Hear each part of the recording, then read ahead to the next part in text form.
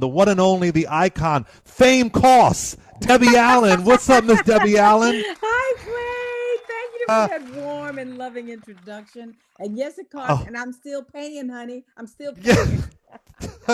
Listen, I say that at least once a week. Fame costs, and right here is where you start paying in sweat. You know, I went to an arts high school. I went to Kappa, which is an arts high school Oh, in Philadelphia.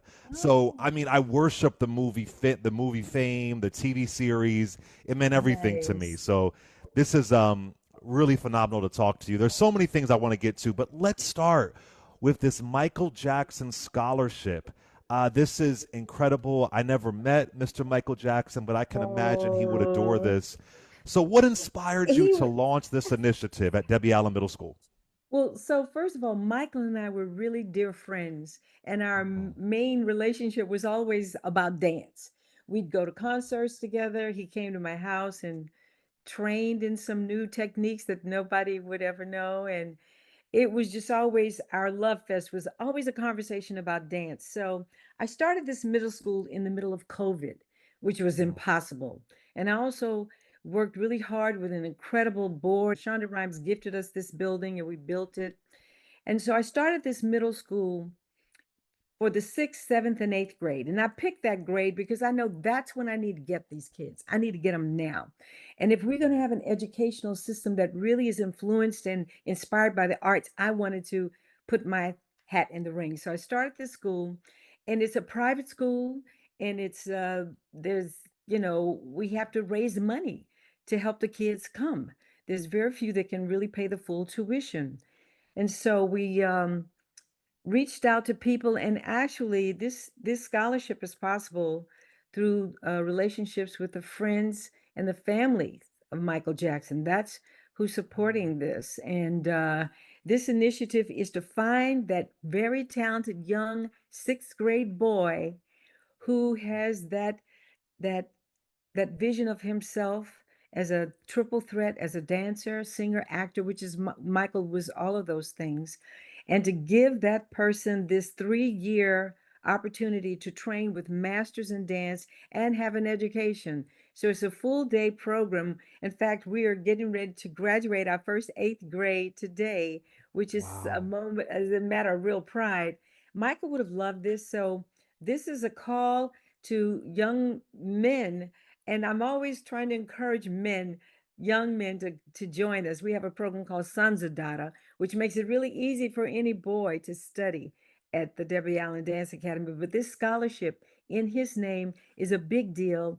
And so we want to really find a very special young person to give this scholarship to. So we hope that people will log on to our website and get the information about how to audition. The audition in person is June 29th.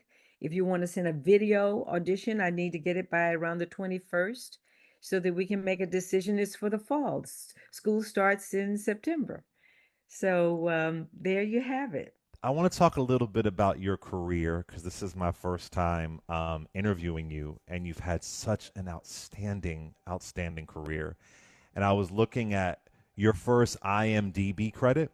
I don't know how accurate it is, but your first one is an episode of Good Times, Mhm. which is incredible. And what are your memories of landing an episode of the iconic TV show Good Times? That was one of the most incredible experiences because Ralph Carter, who is one of the stars of the show, played my little brother on Broadway in Raisin. And I was actually Wow. visiting him. And I was sitting outside the office waiting for him. And the casting director, Jane Murray, I'll never forget her name, she looked at me and she says, She says, "Excuse me, young lady, can you act?" I said, "Yes, ma'am." She said, "You want to audition?" I said, "Yes, ma'am."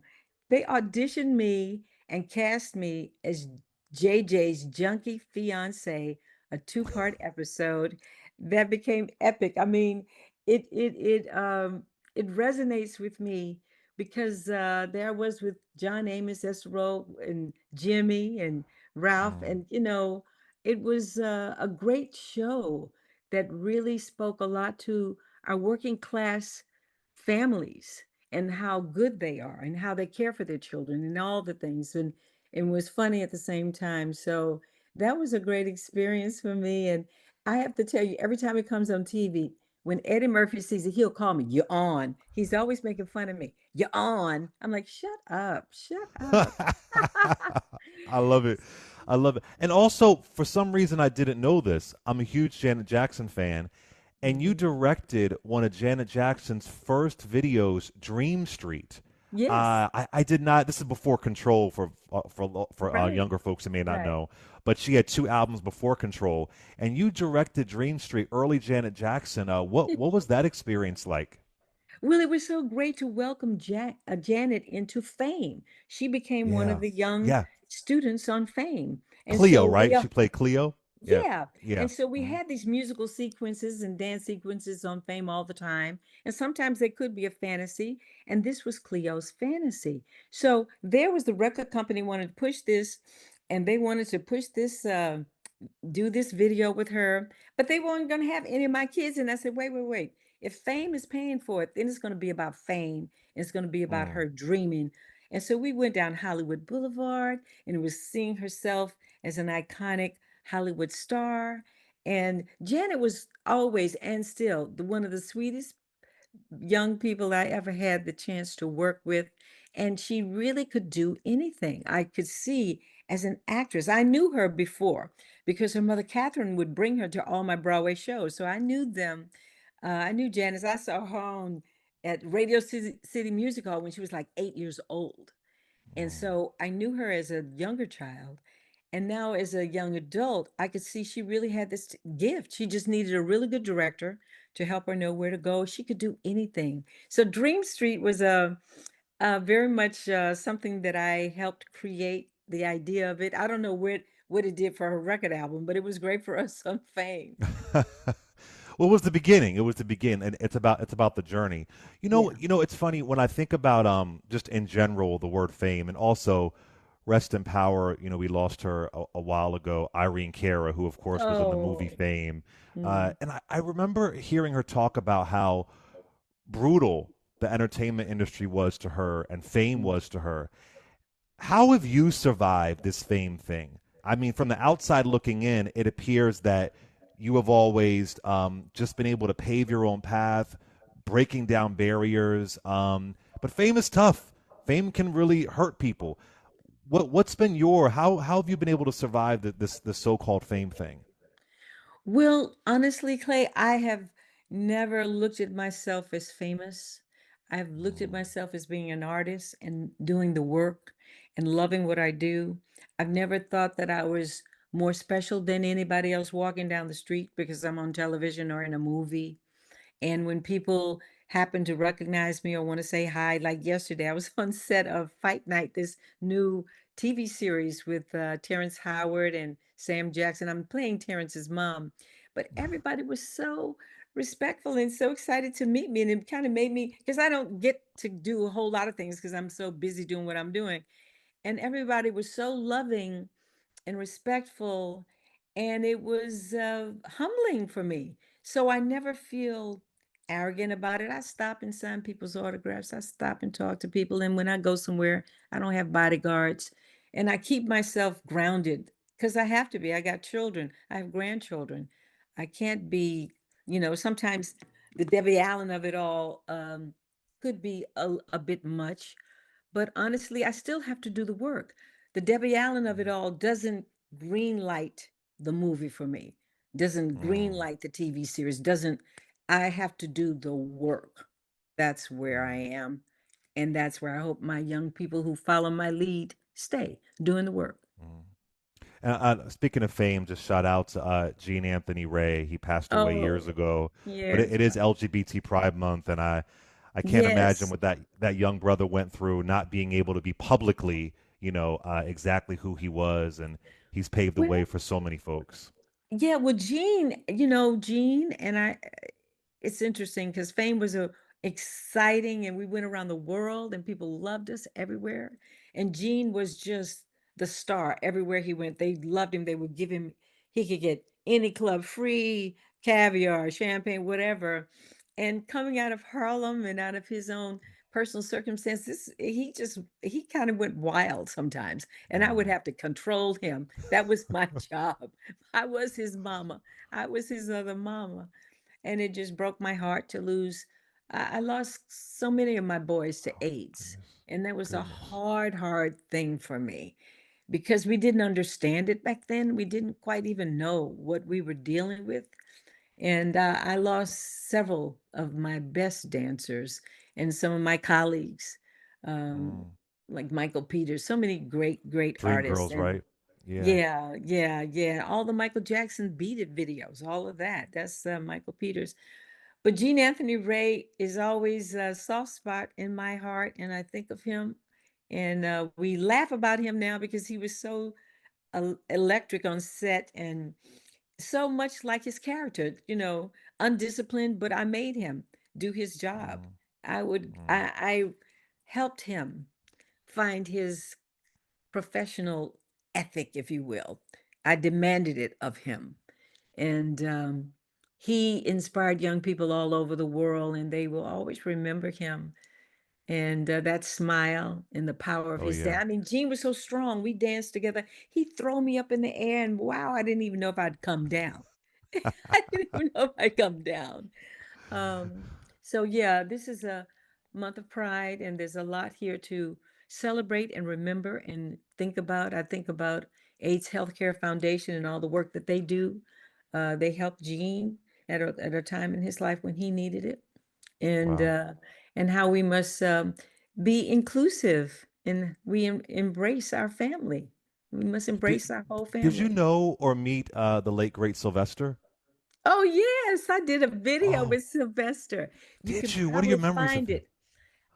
Oh, he was just hot. He was just electric and hot. I did a video with him, and Jasmine Guy doubled me in the video. So I Oh could be wow. like in two places at one time. We have to go find that video. Sylvester was incredible. People loved Sylvester. Oh, they did. And he could Yeah, sing.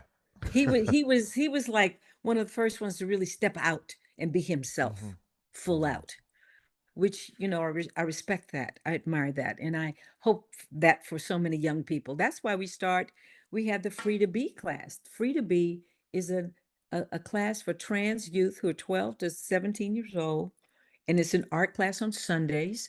And we're going to start it again in July into August. And we're happy. And what happened, we started this last year, and it was wonderful. What was wonderful was there was a very shyness about people to show up, but then finally they did. And the families started to have friendships. I mean, I had grandmothers bringing their grandchildren to this class, and then they would meet the parents of another child, and then they started a community.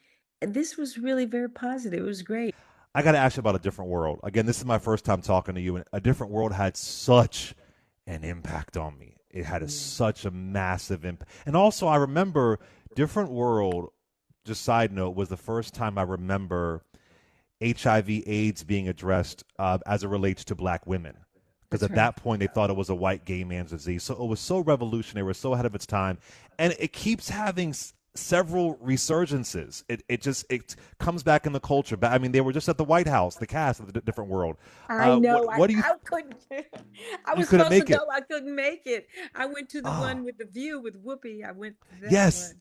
What Yeah. do you? I mean, what do you think about the way this series has resonated all these years later? Are you surprised by it? Could you feel that it was going to be this impactful? What are your thoughts on that? I know that a different world, shows become classic. That means they stand the test of time because everything that we did, every episode was relevant. And it was something that you'd never seen on television. You'd never seen a historically Black college portrayed in a realistic way, the way we did it. I mean, I came in the second season and really changed that with the writers. We had the greatest writers. Susan Fales was there, and um, oh, Yvette Lee Browser, and Oh my so goodness, yeah. many great writers. Gina Prince Bythewood and Reggie Bythewood were staff writers on A Different World. Mm. You know who they are. Anyway, Yeah, uh, yeah, Woman King and all the stuff that did, Shots Fired, all yeah. the great shows.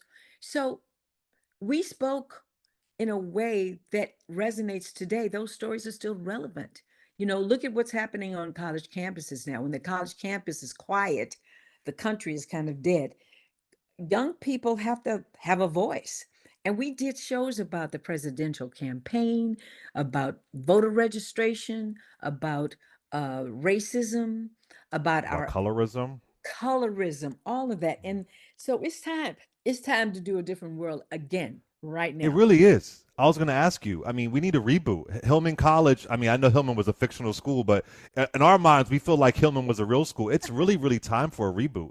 It's a no brainer. I'm working on it. I know that's right. I know that. I know that's. I'm And working on can it. I also say, I think, because you said this before, you wanted to have Lisa Bonet stay as a young woman who was pregnant, and I know Mr. Cosby was against that, but that would have been so. And I used to have the biggest crush on Lisa Bonet. That would have been so incredible to show. I'm gonna stay in school. I'm at this HBCU. I'm gonna be supported. I can only imagine that the scripts that would have came out of that. That would have been incredible. I was so excited about this possibility. And at first he said, okay. And then he changed his mind because we had not seen this kind of high, um, uh, this young girl from an upper class family Yeah, make these yeah, kind of choices. She was making a choice to have her child by yes. herself. She wasn't trying to get married. She was making a choice, something that women are challenged with today. Do we even have a choice? Um, but it would have been a great story to see her.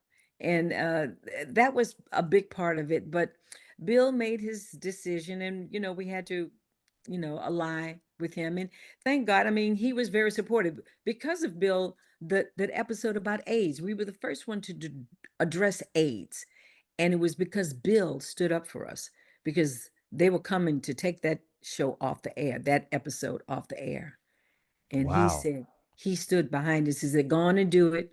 You may not have any advertisers, but go on." And it became historic. Well, So, yeah, Lisa Bonet, we love her. We still love I her a love lot. her. She's Yeah, she's amazing. so She's beautiful, incredible. All right, beautiful. so before you go, one last question, and I ask everybody this. I am from Philadelphia, and I love Phyllis Hyman. Her birthday is coming up July Oh, 6th. May she rest in power. I just wanted to know if you ever met Phyllis Hyman, if you have a memory or a story about the late, great Miss Phyllis Hyman. oh, yes, Phyllis and I were friends because she was in New York and we were often on the same shows together and the same company. We were in the same circles. And I just remember that glorious voice. I remember a performance she did at the Apollo Theater one time that was just remarkable. I mean, we were so broken to lose her the way we did, and that speaks volumes about the help that we need to give young people today that get Yeah. lost and take their lives. Um, she's amazing and will always be, and we still have her music. That's the great thing. We still And I have heard her she was a good legacy. time. I heard she was so much fun and She was just so fun to. alive and liked to dress. Oh, she was a fashionista. She was a fashionista. I love it. So, um, thank you for remembering her to me. Well, before you go, tell us one more time about the Michael Jackson Scholarship and how young people can Yes. apply. So I want them to go on my website, the Debbie Allen Dance Academy, and you'll find information there, or just call the school, Debbie Allen Dance Academy, and you'll get the information. The live audition is June the 27th, and it's going to be right there. I'm going to be there, and some other wonderful choreographers will be there to make this decision. I'm sorry, the audition is on the 29th. We want you to RSVP by the 27th. But we hope that young men will come from far and wide for this opportunity. This is a 3-year scholarship at the state of the art school, middle school, the Debbie Allen Middle School, which is a half day in academics and a half day in dance and theater arts. And we have such incredible teachers and great support. And again, I want to say thank you to um, friends and family members of Michael Jackson for pulling together to raise the funds to make this possible. What's your favorite Michael Jackson song? One of your favorite Michael Jackson songs? Oh, I like Jam. Oh, that was good from the Dangerous album. I Yeah, like yeah. Jam. It's a party. It's always a party. It's I love always a Dirty party. Diana I like that too. I because like in the that too. beginning he does like a gospel riff. It's almost I know it's a rock song, but in the beginning the way he's riffing at the top of the Yeah. song, it's Yeah. almost gospel. I love Gospel, that song. yeah. Well, Yeah. there's a whole new album going to be put out. John McClane and the state is working on something really powerful about Michael Mm. Jackson. You know, he's got the musicals are out. I was just with Yeah, I saw it Miles, a twice. young man. It's incredible. And the Yeah, movie is yeah. coming out. Antoine Fuqua directed this movie. They just wrapped it. It'll be out Hmm. probably by the spring. But there's still a lot to be, I would say, created from what Hmm. Michael gave us, his legacy. Wait, side note, I'm sorry. Have you heard about the Prince musical? They're working on that? I have heard about that. I'm excited to I see what can't. that's Oh going my to be. gosh. I I think can't wait. Prince was incredible, Yes. incredible. He was, in fact, the man that was the real showrunner of Fame wrote Purple Rain, Bill Oh Blinn. wow. Yeah, Oh wow. yeah. So I did not Prince know was that. always paying attention to us on Fame, and we had a couple of conversations about doing something together. Oh, The you should world write a that book. Have you I'm written a going to. memoir? Oh, you I'm need to do working on this. it. If people would just leave me alone, but I'm just busy doing everybody else's stuff. I need to do my own. I'm gonna lock Yeah. up and write it before I forget it, child. There's some good stories. You know, my from Sammy Davis Jr. Oh my to goodness. meeting Nureyev to, Mm. all Josephine Baker, all the people in my life You that met I've Miss Josephine crossed. Baker? Oh, yes, Oh my yes. goodness. Oh, I'll write about it in the book. I'll Oh my write about it goodness. in the book. I never met somebody who met Miss Josephine Baker. Oh my God. They treated her terribly. Oh, they treated the She media was a turned on fighter. her. Look She at was a all that. fighter. She was a fighter. Look at all those children she raised and all that Oh she my did. goodness. And Oh, she was effective in the middle of the war too. She was effective. yes, She she did a was. lot of things. Yeah.